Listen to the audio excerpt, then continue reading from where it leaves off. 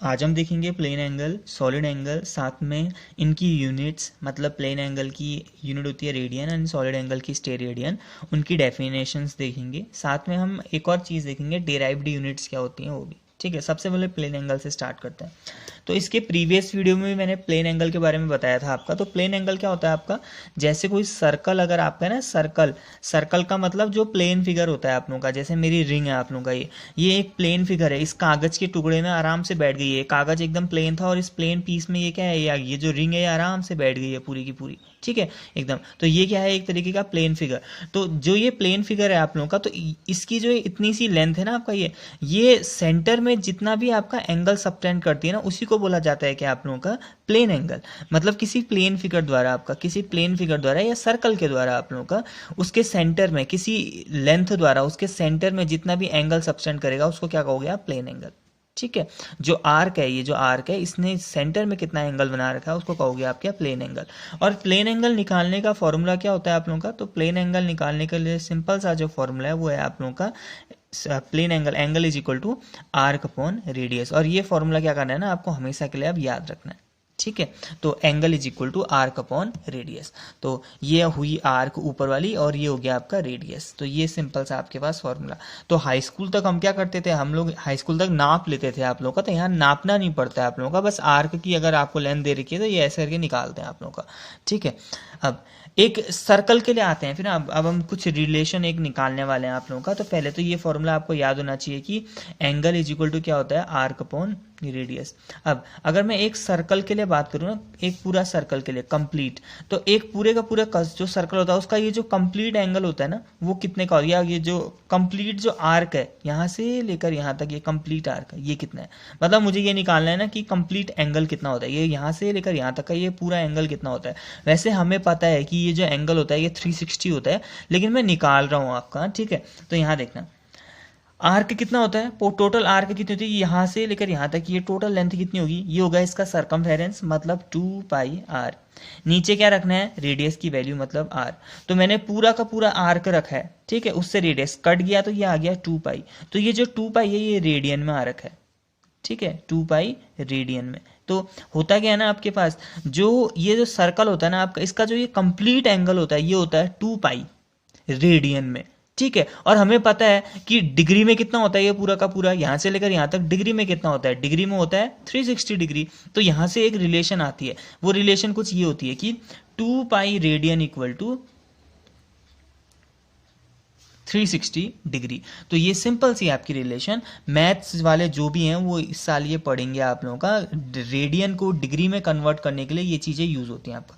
तो ये सिंपल सी रिलेशन आपका कि 2 pi radian equal to 360 degree, हमने यहाँ से देखा angle equal to arc upon radius. Complete arc जो होती है वो होती है 2 पाई आर, और नीचे रेडियस, आर से आर कटेगा तो 2 पाई आपका आ चुका है। इसका मतलब है कि ये जो कंप्लीट एंगल है कितना बना है सेंटर में, वो है आपका 2 पाई। तो 2 pi radian is equal to 360 degree. इतना सिंपल सा है आप लोगों का। अब यहाँ से देखो रिलेशन आपके, यहाँ से दो रिलेशन आएगी। एक तो 1 रेडियन इक्वल टू क्या आ जाएगा, अगर आप 1 रेडियन निकालो, 1 रेडियन इक्वल टू, तो वो आ जाएगा 360 अपॉन 2 पाई, या काटोगे तो क्या बन जाएगा 180 अपॉन पाई। दूसरी रिलेशन, अगर आप 1 डिग्री इक्वल टू निकालो तो 1 डिग्री इसको नीचे भेज दो तो ये हो जाएगा 2 पाई अपॉन 360, या कटेगा तो पाई अपॉन 180। अब यहाँ समझना ये क्यों काम आते हैं आपका। देखो आपसे क्वेश्चन दो तरीके से पूछे जाते हैं। ऐसा बोला जाता है कि कभी कभी रेडियन को डिग्री में चेंज कर दो, कभी बोला जाता है कि डिग्री को रेडियन में चेंज कर दो। तो आपको पता होना चाहिए, जैसे आपसे पूछा कि 30 डिग्री, ये तो डिग्री में ना, इसकी वैल्यू रेडियन में कितनी होगी, तो कैसे निकालोगे, देखो 1 डिग्री मतलब इतना रेडियन ना, 1 डिग्री इज इक्वल टू इतना रेडियन। तो 30 डिग्री इक्वल टू कितना रेडियन हो जाएगा, 30 डिग्री इक्वल टू हो जाएगा 30 मल्टीप्लाई बाई पाई अपॉन 180, इतना रेडियन। होगा नहीं होगा, एक की वैल्यू दे रखी है, ज़्यादा की वैल्यू निकालनी तो मल्टीप्लाई वही करते थे हम सिंपल। इससे ये कटेगा आप लोगों का तो कितना आएगा 6 बार, तो ये हो गया पाई बाई 6। तो इसका मतलब है कि अगर आपके पास 30 डिग्री लिखा है या पाई बाई 6 लिखा है तो बात एक ही होती है आपका। पाई बाई 6 और 30 डिग्री की वैल्यू क्या होती है आपकी, सेम होती है आपका। ठीक है, पाई बाई 6 रेडियन में भी सेम वही। अब ऐसे ही आप लोगों का अगर आपके 90 डिग्री किसी ने पूछा है तो 90 डिग्री को कैसे कन्वर्ट करोगे आप लोगों का रेडियन में। देखो 1 डिग्री इक्वल टू इतना है आपका, तो 90 डिग्री इक्वल टू हो जाएगा 90 मल्टीप्लाई बाई पाई बाई 180। तो इसका मतलब हो गया आपका पाई बाई 2। ठीक हो गया, इतना रेडियन।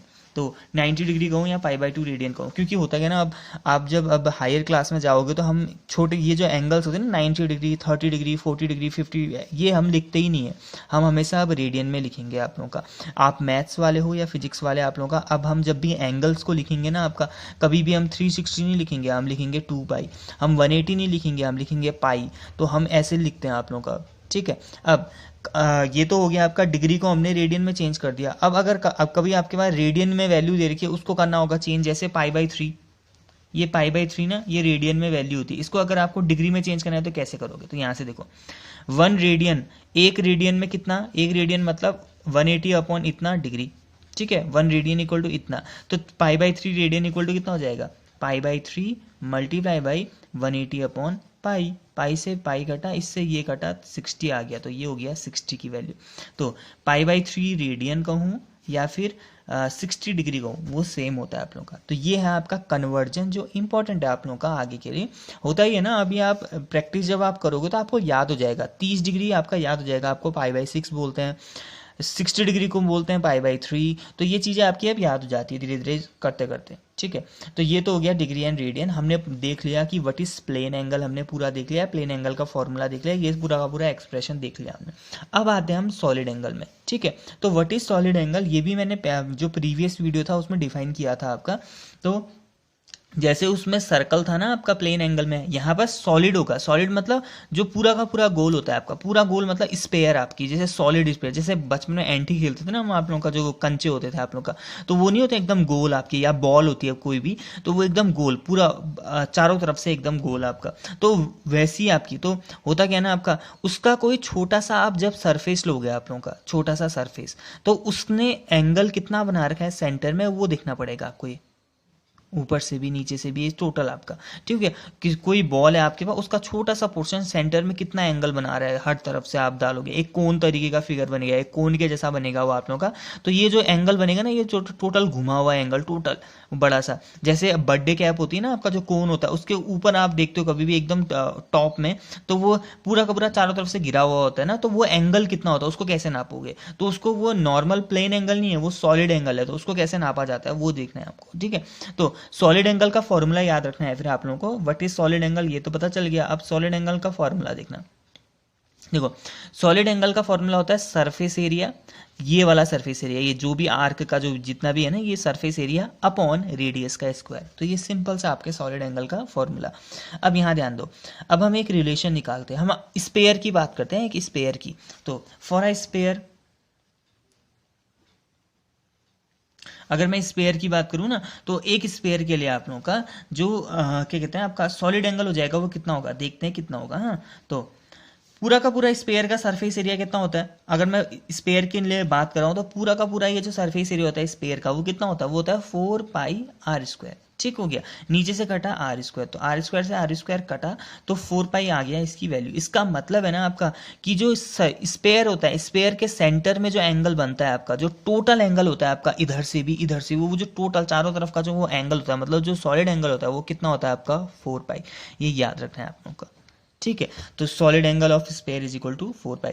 तो ये तो थी आपकी कुछ चीज़ें, ये होगा स्टे रेडियन में, ये रेडियन में नहीं होगा, किस में होगा, स्टे रेडियन में। तो जब कभी भी आप लोग सॉलिड एंगल्स को नापोगे तो किस में नापोगे, स्टे रेडियन में, ठीक है। अब ये तो हो गया आप लोगों के पास plane angle and solid angle. अब हम देख लेते हैं आपका डेराइव्ड यूनिट्स क्या होती हैं आपका, ठीक है। तो व्हाट आर डेराइव्ड यूनिट्स, जैसे नाम से ही लग रहा है आपका डेराइव्ड, तो मतलब ऐसी यूनिट्स ना जो फंडामेंटल तो नहीं होंगी आपका। हमने फंडामेंटल यूनिट्स देखी थी आपका, फंडामेंटल यूनिट्स ऐसी यूनिट्स होती हैं जो क्या होती हैं, एकदम इंडिपेंडेंट होती हैं, और उनको मेज़र करने के लिए उन्हीं के लिए एक क्या होती हैं, स्पेशल यूनिट्स ही होती हैं आपका, तो वो फंडामेंटल है। तो डेराइव्ड यूनिट फंडामेंटल नहीं होती हैं, ये क्या होती है ना आपका डेराइव्ड, ये फंडामेंटल से निकाली जाती है, मतलब इनकी यूनिट्स में फंडामेंटल यूनिट्स आती हैं आपका, ठीक है। जैसे वॉल्यूम की बात कर रहे हो आप लोग, वॉल्यूम का फॉर्मूला क्या होता है, length into breadth into height, यही होता है ना सबसे सिंपल फॉर्मूला। अब देखो लेंथ की यूनिट भी सेंटीमीटर, लेंथ की यूनिट भी मीटर, इसकी भी मीटर, इसकी भी मीटर। अगर हम SI सिस्टम में जा रहे हैं आपका, तो तीनों की मीटर, तो ये बन जाएगा इसकी वॉल्यूम की यूनिट क्या हो जाएगी आपका, मीटर का क्यूब।